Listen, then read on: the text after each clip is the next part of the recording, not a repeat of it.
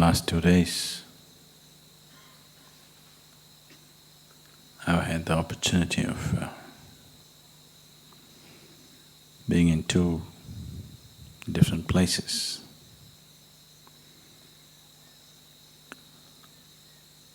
Of two different kinds, but the same intention, but two different kinds. I was at the Thanjavur temple, and yesterday I was also at the Gangaikunda, Cholapuram. All of you seen both the places? Have you? No? So Thanjavur is a temple where externally they managed to build a magnificent temple of phenomenal beauty and proportion. 1,000 years ago, when there were no machines, there were no cranes, when there were no vehicles to transport huge rocks that were necessary to build this temple. All by the dint of man's effort.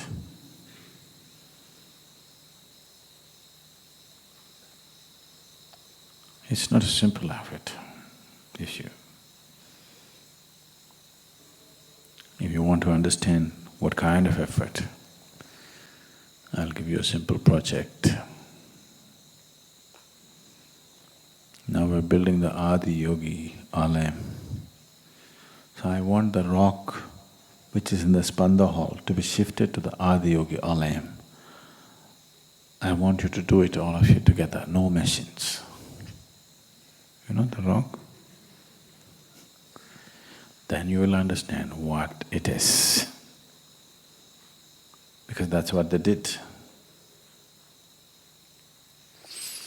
They say the rock that was used to make the linga was brought from Saurashtra in Gujarat, from the banks of Narmada,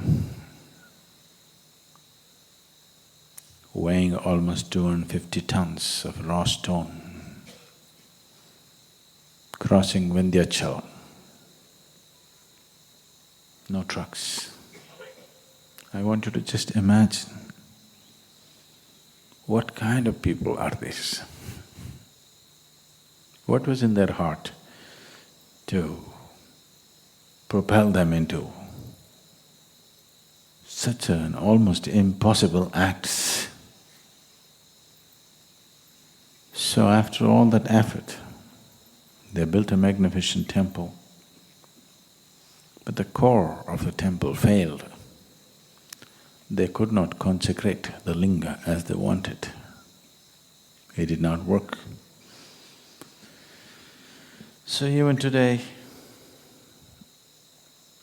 people believe misfortune will come upon them by going to this temple.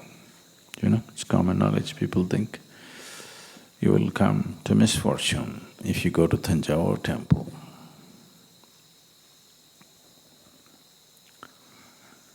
Which is not wholly correct, but partially correct, because it's a kind of a distorted energy form. It did not find completion. So almost 42 years of work, and then the very heart of it failed upon them. So Rajaraja Cholan, who attempted this, the only intention of building such a magnificent structure is to see that generations of people will benefit, that it will leave an impact on people, that it will be an uplifting experience for generations of people to come. When it did not happen, I can imagine his distress and pain of that wasted effort not just of the individual effort, but thousands and thousands of people would have worked for it. They would have emptied the state's coffers.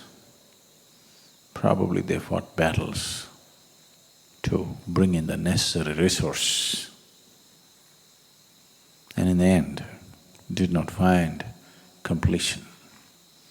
So his son, probably wanting to bring some peace to his dead father, he built an exact replica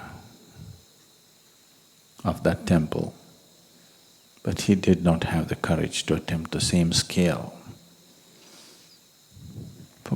probably for practical purposes. He brought down the size considerably, attempted similar thing, trying to do it in a much faster time span. So, making it into not so glorious work of art, but functionally as good. So the temple structure did not turn out as it should have. They piled up rock and built it. Structurally it's good, but in terms of aesthetics they could not match Thanjavur temple. But they managed to consecrate the linga. So one place where there is grandeur and beauty on the outside, but the inner core did not work. Another place,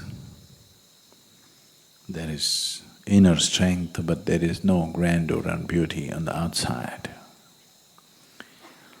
This has been the story of the world in many ways. Where there is outside well-being and affluence, inner emptiness, where there is inner strength and beauty, poverty and other kinds of things where the outside is not taken care of. A time has come in terms of where the world is,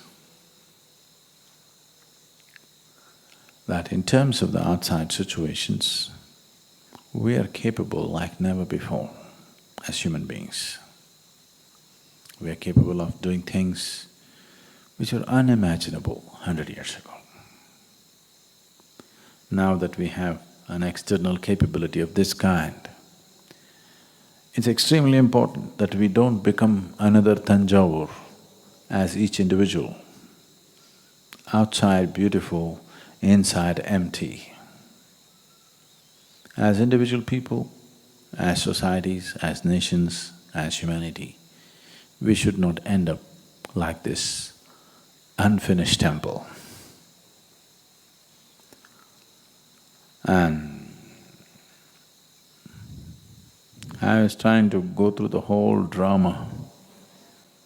In my mind, I was trying to go through the whole drama, what it would have taken for them to build this temple and how it would have felt to see it incomplete, and how much pain this young king, Rajaraja Cholan's son, must have borne to hurriedly try to put up another temple which is of similar design but of a much smaller scale, and trying to bring it alive.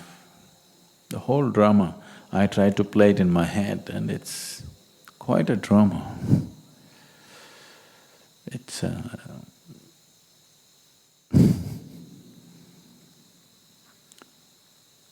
it's life in its very,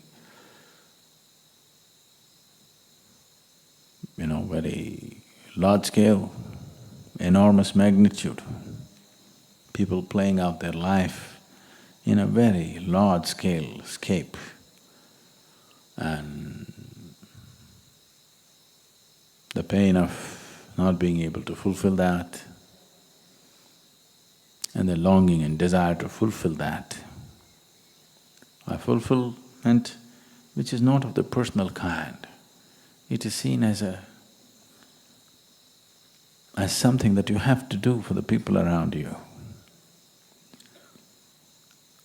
This is a struggle and a pain and the fulfillment that every human being who longs to create something of phenomenal proportions to happen in this world, not everybody meets success, not everybody experiences the scale of failure that this great king might have experienced.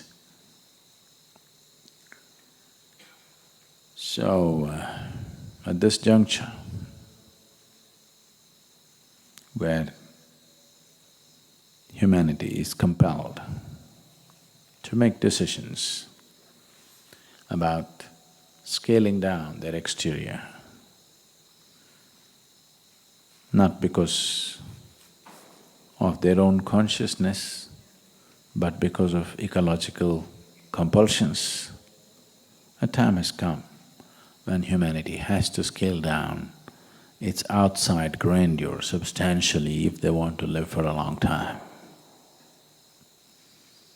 If we as a species, if we as a race have to exist on this planet for long enough, a time has come we have to cut down our plans for the outside.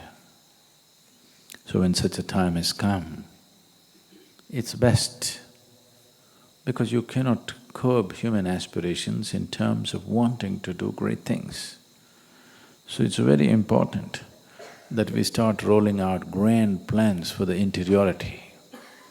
Otherwise, a human being will feel trapped, that he cannot find expression to his creativity, he cannot find expression to his wanting to do something more than what he is right now. So it is definitely time to roll out plans, very mega-scale plans about the interiority of the human being. But even for that, we need some outright infrastructure, which we are trying to fulfill in the next coming couple of years, a year or two. And we want to roll out really grand plans for every human being as to what you can do within yourself. There are incredible things that one can do within himself, which can easily keep a human being busy for a lifetime. And if you do such incredible things, at least you will not have the problem of planning one more lifetime. Because if you do such incredible things, then existence will see that you have to cease. You're too much.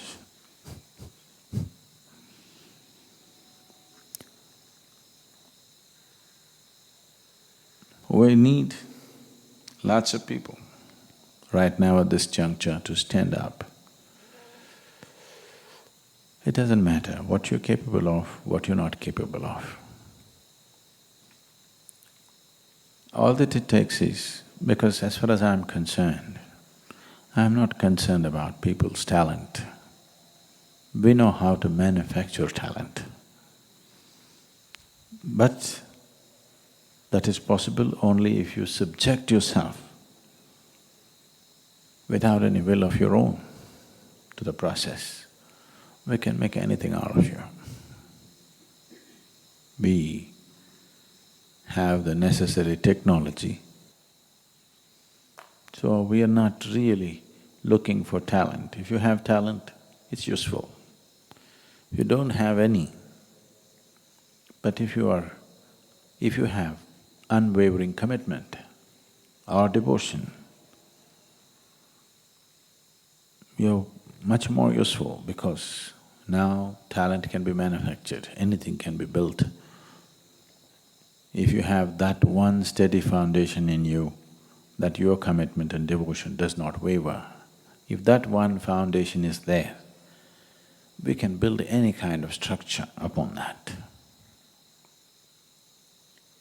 I'm looking forward to see a display of that kind of commitment and devotion in the coming few months, because we're looking at building things which will be of immense value to human life on this planet. But that cannot be done without the fundamental stability that the focus of your life does not change even for a moment. If it changes, it loosens everything. You cannot build a structure on a moving foundation. You can only build it on a stable foundation. I hope a lot of you or many of you will work towards that, to bring that stability within yourself, so that we can create and offer something of value to yourself and everybody around you.